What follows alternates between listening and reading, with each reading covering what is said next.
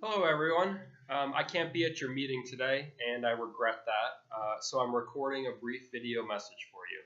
Going forward, I hope to be able to attend more of your meetings in person. First of all, I want to express my sincere gratitude for all of your efforts during the 2017 legislative session. You all made an incredible difference. You were active, you were present, and your voice was heard. NAMI Austin is in a unique position compared to the other NAMI affiliates in Texas. The opportunity of living near the Capitol was not lost on you. I saw NAMI Austin at the Capitol building or knew that NAMI Austin was in the building nearly every day of the legislative session. It takes dedication and commitment to be there day in and day out. So I want to thank you. I'm grateful that the leaders of your organization and your committee recognize the importance of advocacy in the mission of NAMI. It starts from the passion of your members and leads right up to the top of your organization. The NAMI Austin Advocacy Committee plays a critical role in making policy recommendations, in representing NAMI Austin members in public forums, and in facilitating sorely needed discussions around mental health reform. What you do in your advocacy makes a difference in the lives of individuals and families affected by mental illness in the Austin area. So from the bottom of my heart, thank you. We accomplished a great deal in the 2017 legislative session and have a great deal of work ahead of us. In your meeting today, Deborah will provide an overview of many of the recent changes that have been made to Texas mental health policy. Going forward, I would be more than happy to visit with your committee or the Austin community to discuss in greater detail recent mental health reforms. I would also like to hear from you on the gaps, the issues, and the opportunities that you see for advocacy going forward. Believe it or not, we're already starting preparation for the 2019 legislative session.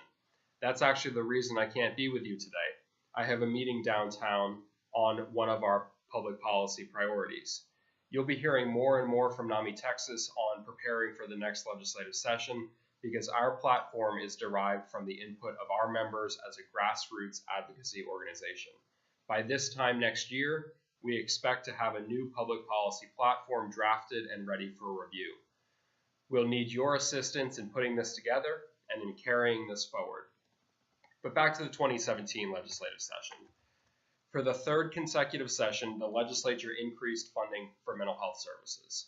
On the outpatient side, this investment includes, but is not limited to, $62.6 million in new funds to increase access to community mental health services, $30 million for a new matching grant program for community mental health programs, $25 million for healthy community collaborative homeless service programs, $3.4 million for peer services, over $1.5 million for existing clubhouses, including the Austin Clubhouse, and also several targeted initiatives related to mental illness in the foster care system.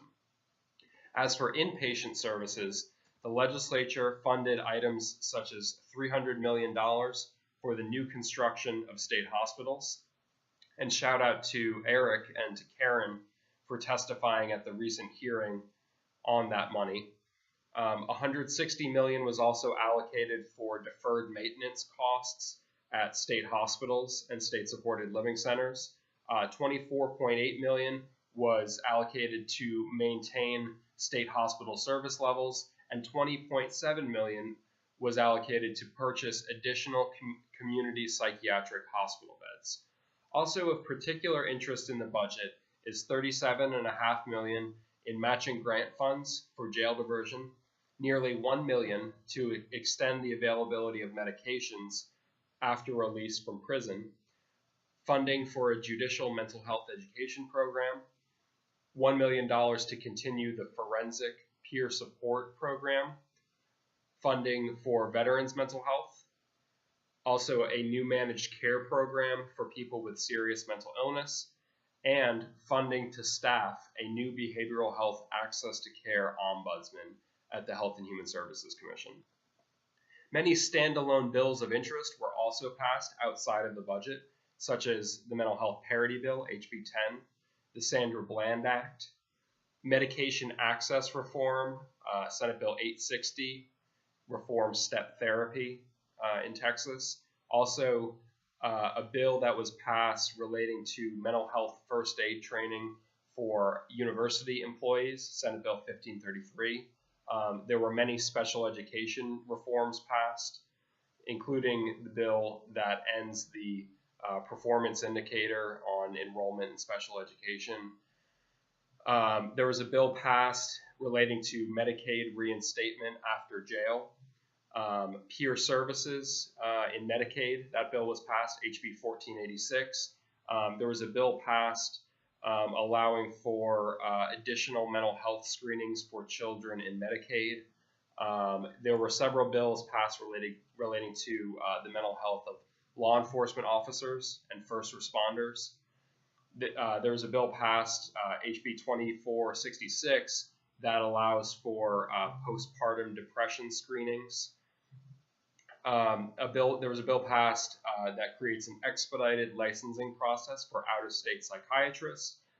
There were a number of kinship and foster care reform bills that were passed.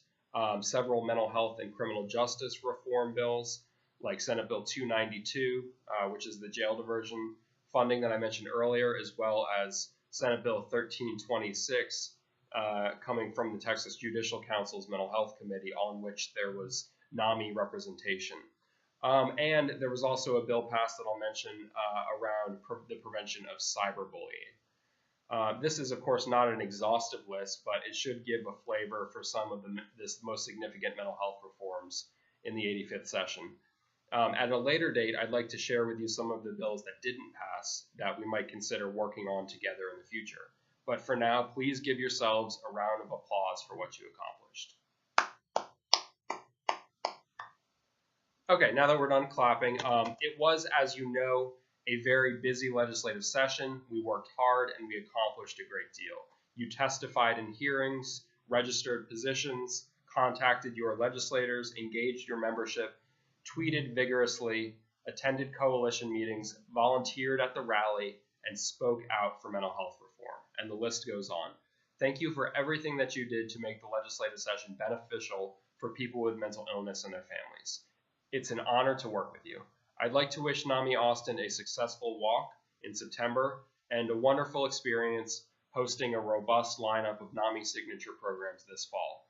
Also, please stay safe and dry this weekend, as I hear that there's a major storm on the way. Thank you again for being agents of change and leaders in mental health reform. I'll see you soon.